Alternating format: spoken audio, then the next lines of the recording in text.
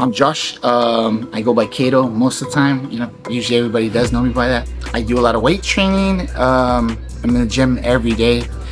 I also do jiu-jitsu, fresh into it. And we also have meal prep. So we do custom and weekly based meals. It's Iron Plates. That's the name of our company. Also, I'm a contractor, so I do electrical, security cameras, any type of construction type work. I usually stay pretty hectic and busy throughout the days. When I first met my wife, I was a kid. It was just partying, skateboarding. My wife helped me transition from drug abuse and alcohol over to fitness, to weights. It took a bit, a little off and on in the beginning. It was a little rougher, with the, with the withdrawals, stuff like that. But it did help me come through it like a lot more smoother. I was 20. Yeah, so we were there working at the mall. That's where I first met her, both of us. I was like stuck in like that type of life. I was stuck in, say like 2 years in. My wife's probably gonna get mad at me for that because I might be wrong. We got married. We had our first daughter, and she had started getting into CrossFit. So, and I was still stuck in my my ways of just wanting to chill and just in the wrong ways. I saw her progress going, and it was nice. It was nice seeing her be into something and feel good about herself. A lot of other people started noticing too, and then that's when it kind of hit me that like man, I'm just stale. Like I'm just there. She helped me start slowly getting into it, and that's when I started opening up about the drug abuse and everything, and she helped me clean myself up. That's when I started dipping a little bit more into fitness. Aside from just going to the gym, I started to maybe see it like as a therapy. It started working, and I ended up staying clean. I can't really say honestly the date that I was actually that I stopped, because to be honest, I never thought I was gonna stop. So I never even tallied up the day that this is the day I quit, because I always thought, nah, I'm gonna go back. Because for me to think that back then, and then for me to still progress past that side of me, that's also something that I see as like a big advancement. When they say your only competition is you in the mirror, that's what it is. I have two 16-year-olds, my 12-year-old and my 8. A lot of times we just say my 16-year-olds are twins. When I met my wife, she already had my stepson. He was 1.5, and I had my daughter 1.5. So they're inseparable. They were always together, of course, because we were. And then afterwards, my 12-year-old was born, and then my 8. So they all look after each other. We're real tight as a family. If I'm not in the gym or I'm not training out there, then we have our regular routine. We'll go to the movies, or we'll go to Target Friday night. It's usually the same little patterns. Get dinner, stuff like that, just to stay close. You being 36, maybe it's something, if you could tell your 20-year-old self, or someone that might be in that sort of similar situation right in life. It's something I would tell them. The first thing, honestly, it would be to find God, 100%. That's another thing that my wife also helped instill in me. Back then, it was really dark place. Little by little, it would, should help me understand certain things. I was raised in a Christian household, but through your teen years, you get lost. Back when I got laid off in 2020, I got hit real hard with depression. Before, I never believed there was such a thing. I never thought it was actually an illness. 2023 comes around, and I almost took my life. So, at that point, I would just say like God was, it's like the thing that anybody would need. Like even if you go back and tell your younger self, it'd be like that'd be the first thing. That is I feel like that's the only like true like way to beat anything, any negativity, anything you got going on personally, mentally, physically. Like that's the only way to overcome it. You're gonna have family, you're gonna have friends, they're gonna come and go, but honestly, God is like, he's always been there, whether I saw it or not. He's always made sure I've been okay, whether I saw it or not. My family too, like they've thank God, like there's never been any issues.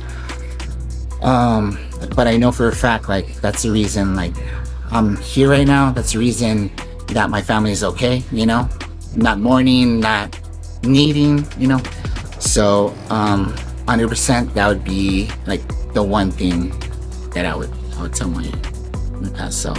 So, like when I was younger, I was raised in that Christian household, and through my youth, like my younger youth, I was everything was smooth, everything. I don't remember any type of like negativity in my life until my teen years, when I started getting into a little bit more like trouble, things like that. I guess a little bit into when I was trying to get myself clean, I started to, I guess, realize that maybe God, aside from my wife helping me, maybe God was like, I'm not gonna say real, because I always believed in God, but through those younger years, I kind of stopped like believing of it, trusting. Right. So going through something like withdrawals, things like this, where it's like you're physically and mentally like you're getting sick from not having a drug. That maybe I didn't need the hospital, I didn't need a doctor, that I needed something more spiritual to overcome it. So that's when I started getting into it, speaking to God more, praying more, and I felt like that might have helped pull me through that dip, to where my wife was able to also help me, dig me out. Not until 2023, that time where I totally almost took my life, was when I felt like that was like God like set everything in motion in that moment so it didn't happen. It was, when I say the story of it, it's like I still get the chills, I still try to hold back a little bit because it still doesn't make sense to me. I try to think about it every once in a while, figure it out, like how that happened, why it happened. And out of all places, Disney World. The only answer is just like God had everything set to where I didn't go back to that room and do it. To give you a little rundown of it, that moment I had been going through stuff months before. Didn't feel like I was even supposed to be here. Like I had no worth. Work was hardly even there. There was no work.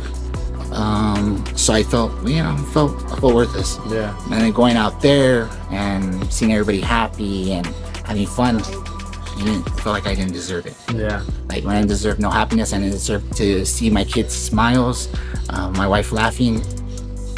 I felt like it wasn't like I didn't deserve it. Yeah. So that evening, that's when I was like, I'm gonna like, y'all go ahead. I'm gonna go back to the room. And it was like set, 100%. I was set to go. I was ready. I was okay.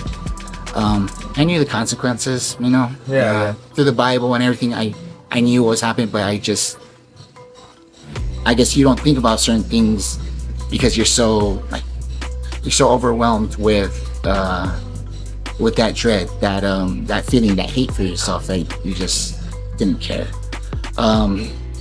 But literally from like 1 minute to the next, my daughter just knocked out. She did not want to wake up.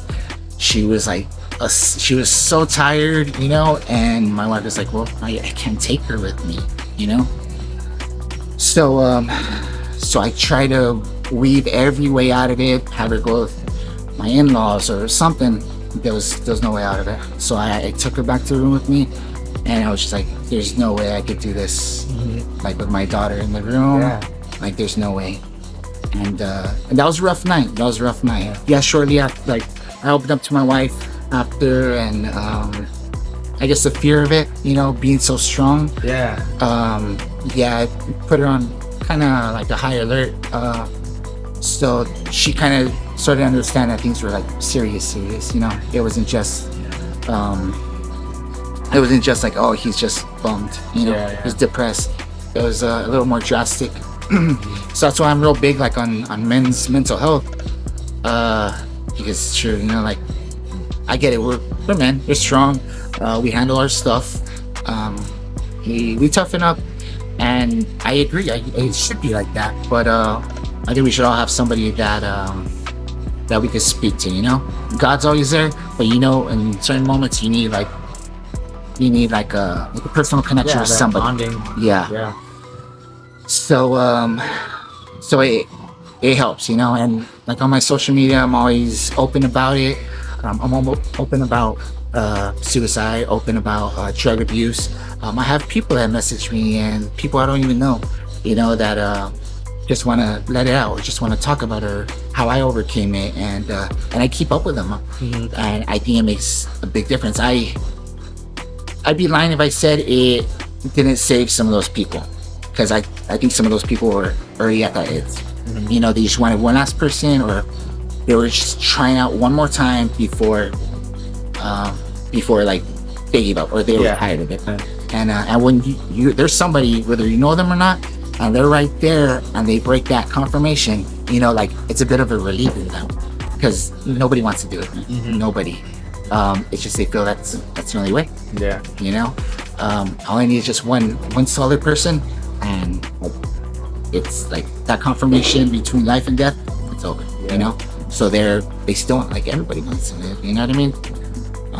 Life, it's everybody wants it.